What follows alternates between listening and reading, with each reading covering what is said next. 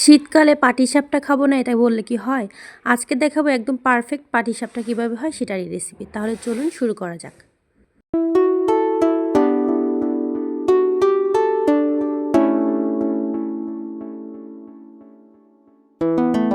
তো hello everyone, আসসালামু আলাইকুম। সকলে কেমন আছেন? আশা করি সকলে ভালো আছেন। আলহামদুলিল্লাহ আমি অনেক ভালো আছি।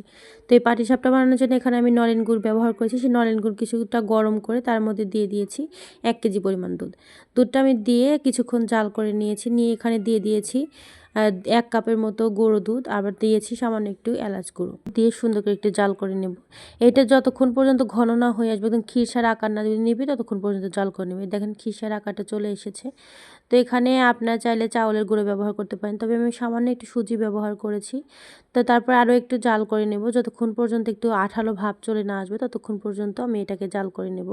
তো খিরসাটাই কিন্তু মেইন যেটা টেস্ট স্বাদের যে সেটা খিরসা থেকেই আসবে।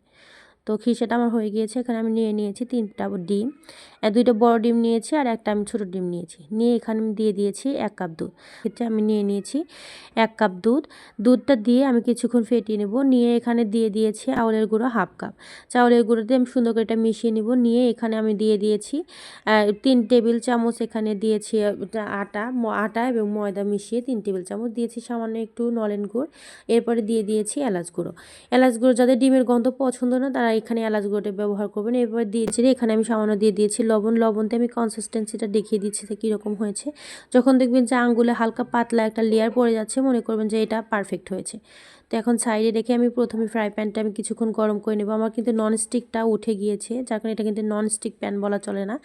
এরকম করে বানালে যে কোনো কড়াই বা কড়াইতেই বানাতে পারবেন। প্রথমে কড়াইটা সুন্দর করে গরম করে নিয়ে হালকা তেলে ভিজানো একটা নেকড়া দিয়ে সুন্দর করে ভিজিয়ে নিয়ে সেটা পরিষ্কার করে আবার মুছে নিতে হবে আর কি ফ্রাই প্যানটা। নিয়ে আমি এখানে দিয়ে দিয়েছি ব্যাটারটা দিয়ে আমি স্প্যাচুলা দিয়ে সুন্দর করে সমান করে নিয়েছি।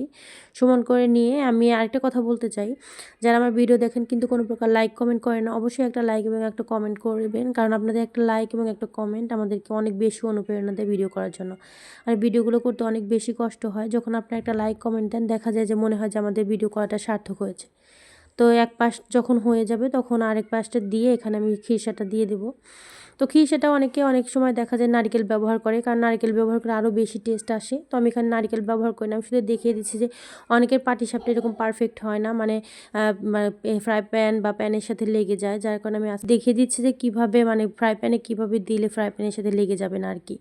তো এরপরে আমি আবার আরেকটা বানিয়ে দেখিয়ে দিচ্ছি। এখানে আমি আবার সেই যে তেলে যে ভিজিয়ে রেখেছিলাম সেই নেকড়াটা দিয়ে আমি সুন্দর করে মুছে নিয়ে, এখানে কিন্তু কোনো প্রকার ব্রাশ ব্যবহার করা যাবে না। তো নেকড়াটা দিয়ে মুছে নিয়ে আমি আবার একটু ব্যাটার দিয়ে নিয়েছি। ব্যাটার দিয়ে নিয়ে সেটাকে সুন্দর করে আবার সমান করে নিয়ে এখানে আমি আবার একটু খিরসা দিয়ে নিচ্ছি। তো এই খিরসাটা কিন্তু আসল যে পাটিসাপটার যে টেস্টটা সেটা কিন্তু এই খিরসা থেকেই আসবে। তো এইভাবে যদি গুড় দিয়ে বানান তাহলে কিন্তু অবশ্যই অনেক বেশি মজা হবে। তো আমার পাটিসাপটাগুলো হয়ে গিয়েছে, আমি একে একে আপনাদের দেখিয়ে দিচ্ছি যে কেমন হয়েছে। সবগুলো একে একে এরকম করে আমি বানিয়ে নেব। আমি জাস্ট 2টাই দেখিয়েছি, আমি আর সবগুলো দেখাইনি। দেখেন সবগুলো কতটা পারফেক্ট হয়েছে।